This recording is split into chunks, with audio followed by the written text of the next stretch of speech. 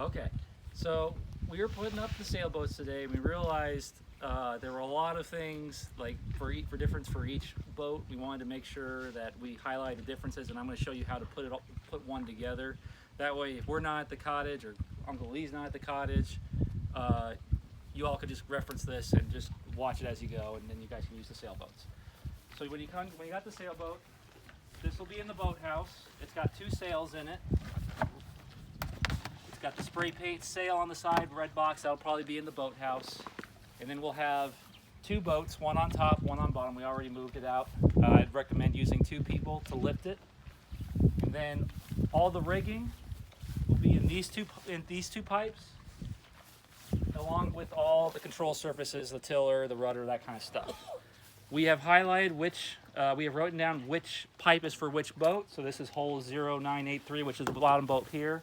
And the one that we already took out is for hole 1212, which I already kind of laid out over here on the side. First thing is, when you take out your sail, make sure for hole 1212, you pull out the sail that has no numbers on it. This has no numbers. It's got the laser print on it. I think they both do, but this one doesn't have any numbers on it. The reason for the slight difference is that apparently these boats look the same, but they're not identical. One was manufactured a year before the other, so there are some slight differences. And Uncle Lee modified them to take all the racing elements off so that it's much more user-friendly to put together. So there's going to be a couple of ropes that are non-standard, and they're basically rigged for the boat itself. So we got our boat out. We had all of our equipment out here. You're going to pick the lighter control surfaces for the lighter whole boat. Like, see how this blue is lighter than that one? You want to get the light control surfaces out for the light boat. Darker control surfaces are for the darker whole boat. Same thing for your tiller, which is going to be your control here. This is going to be for hole 1212. We've also highlighted them as well, so that way it'd be a little easier to see this. We see it says hole 1212 on it. So when you pull out all of your equipment from the PVC pipe, make sure it's the correct hole. You're going to get three pieces out. You're going to get a boom and the mast. This piece will be the horizontal piece. You'll see it because it's got all the rigging stuff from the bottom to hook to the boat. So this is all going to be when it's on the boat. It's going to be like this. And this is your part that goes straight up and vertical. The bottom piece is going to be the piece that's got all this extra mechanical bits down here. This is how it's going to sit in the boat. This will be what that connects up to. And then this boom piece right here just simply slides in like that. You slide it in all the way until it can't go any further.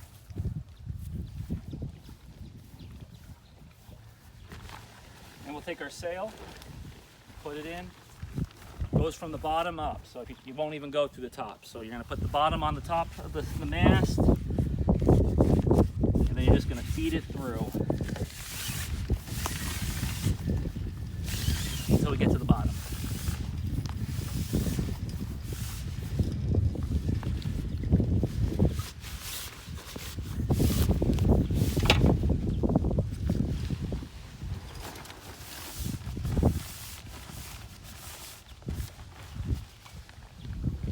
While I haven't quite feed it through, I'm going to also put it in. So this is a very important step right here. The mast goes in this hole right here on the boat. Be very, very gentle. If you just let it plop on in, you'll crack the fiberglass on the bottom, and the boat will be broken and it'll need to be repaired. It's not that heavy. But. Okay, so I'm in the hole. I'm going to slowly let it slide down, gently. There we go. And I'm going to make sure I get all my sail down that way. Now I got my mast up, my sail up. It's all in. I gently put it in. This blue rope, this is also probably the second most important piece, is that once you get the mast in, you're going to lift this boom piece up, slide it on through to the bottom,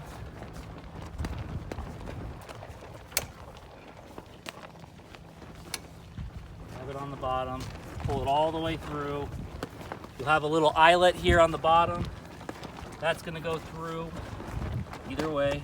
Just make sure you tie it here on the bottom.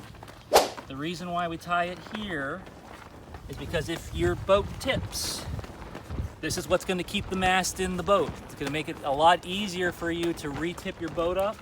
And if you have messed up any other parts of your rigging and this isn't tied in, this will come out if you flip or tip, and then this is metal, it'll sink to the bottom, and then you'll be really in a lot of trouble. So we're gonna make sure we tie this off. It doesn't have to be tight, but just make sure because gravity will keep it in for the most part. But we do wanna make sure that you put in a nice strong knot here. That's just a placeholder knot. And that should help you out. You also actually you do want to make this a little tighter, but like I said, very important, make sure you keep this in, otherwise you will lose your mast if you were to tip over from a rogue wave or heavy winds or something like that. There we go.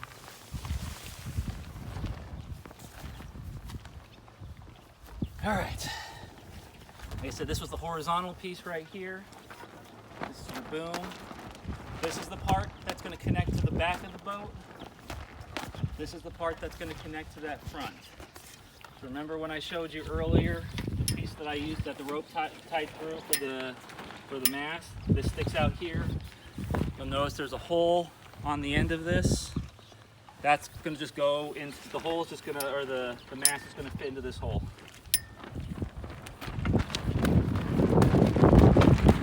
Cool. We'll just set that down gently.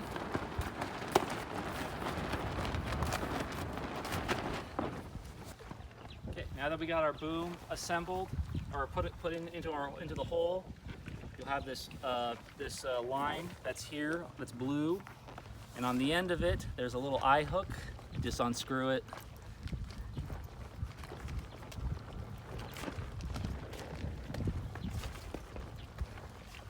And then you'll see down here you got a cleat right here. You're just gonna put it in between that, screw it back on. This will help you keep your boom stable when you get the rest of the sail on. Make sure it's tight. Also, will keep it together if that rope fails. So now that we got our boom set up, we got our sail, we're gonna actually connect the sail to the end here. The rope has a loop on the end here. That's what we're gonna use to tie through. The knot will keep it from going through the eyelet hole. Lift up the boom to that. You'll see that there's another little eyelet hole here with this, next to this where this yellow tape windsock is. Just go through that hole here. A little easier with two people, but you want to go around at least twice. Make sure you don't tie around the rigging here on the bottom. And then you find that eye hole that I showed you earlier in the rope. Go through the hole, and you see you can now tighten it up. And once you have it through, now it begins to start to look more like a sail. You can actually, when you're sitting here, you actually feel like the boat wants to take off. It's already generating some thrust for you. So I'm going to pull over here so I'm not fighting the wind. So I still got my hand here. What I'm going to do is take the other end and tie it off with a 2/2 hitch here.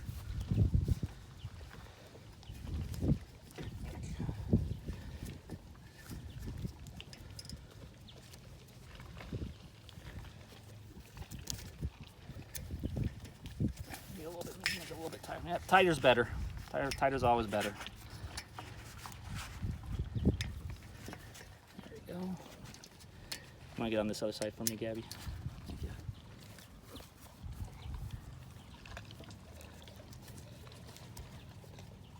If you don't know how to tie a 2/2 hitch, YouTube it, Google it.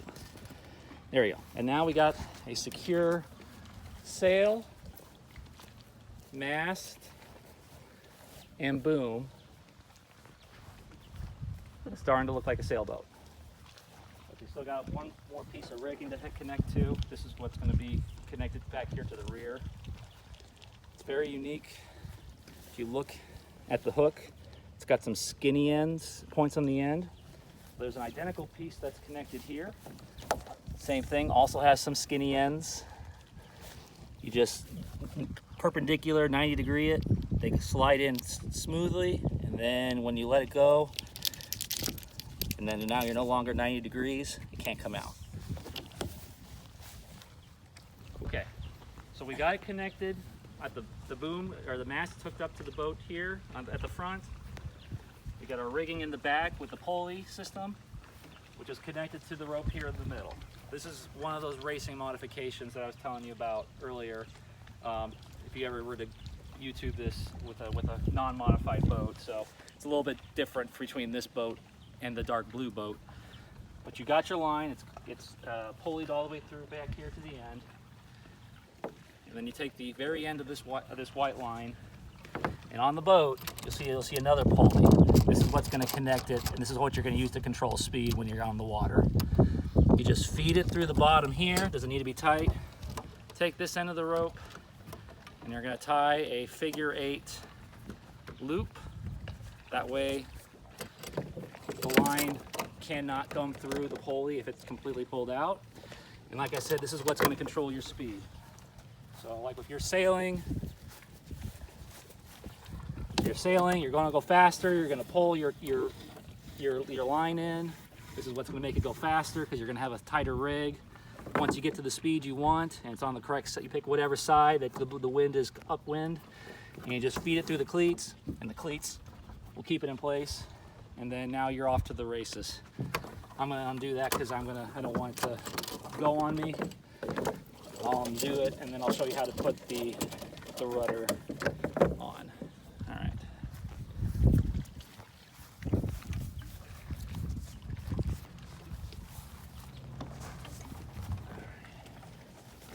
And I'm just doing this for demonstrational purposes.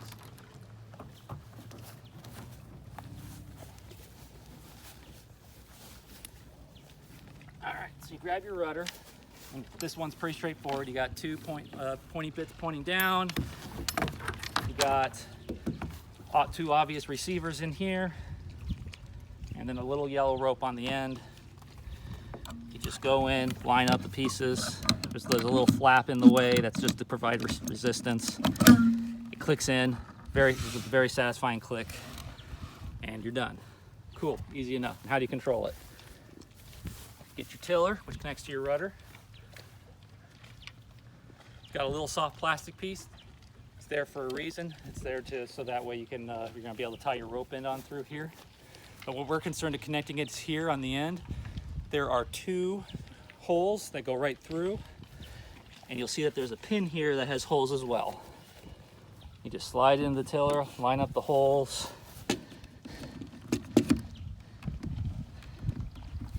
One thing I forgot to mention, there is a proper way to set this up so that black hook I was telling you earlier, that's going to be your top. Don't do this when you also make sure that this blue line, when you're attaching it, you're going to push your tiller through. So you want to scoot back a little bit. You've got your tiller through the blue line, which can connect to the rudder right here, and you want this up like that. The holes will line up, and that bonus when you're sailing, this is out of the way of your the pulley's out of the way of your tiller. Otherwise it'll get tangled up. So that's very important. Make sure you go through the blue rope. Make sure your tiller, the actual part that you're going to put your hand on the handle, if this was the top of the boat, is on top. And the holes will also line up a lot better. Yep, oh, they line up so much better. There we go, and that's it. And then when you're ready to sail, drop this in. This is how you would pull it back up when you want to bring it in. But this can be off to the side, and now you got something to steer with.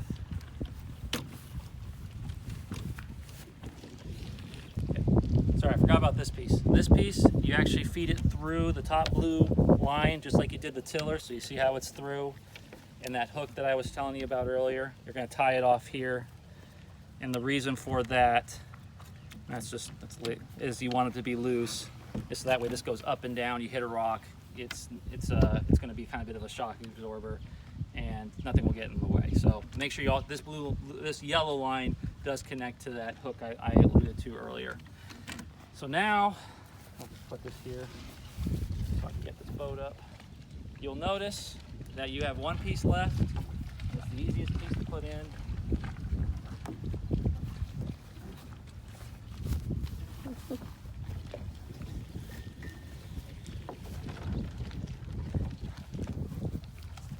This will provide you with your stability when you're sailing. It only goes one way. It only goes in one way, so if you try to put it in backwards, it won't really fit properly.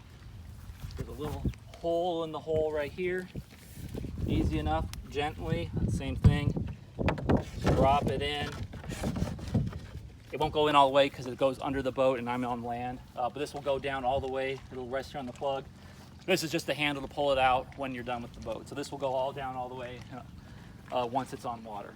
So this is what it all should look like when it's said and done. It's all done. Just a couple of informational pieces for you that you need to install once you start sailing. You notice that we have this line here, not attached to anything. You just got to kind of put it out of the way. Just kind of loosely put it in here. Use it to tie to the anchor that's out on the out in the lake. You just kind of want it out of the way, otherwise it'll get tangled up. Second caveat, and this is probably the third most important thing, is that if you look on the back here, next to your rudder, you got a plug. It's just a screw-in plug. If this is not, it's just like the motorboat. If this plug is unplugged, it'll fill in with water and the boat will sink. Cool. Second thing, another plug. Right here, it's just attached to this central lanyard in the middle. Same thing.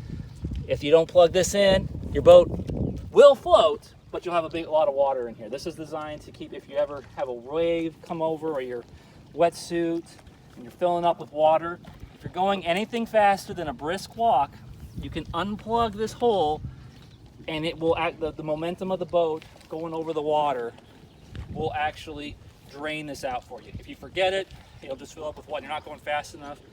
It'll just fill with water and it'll be pretty self-correcting.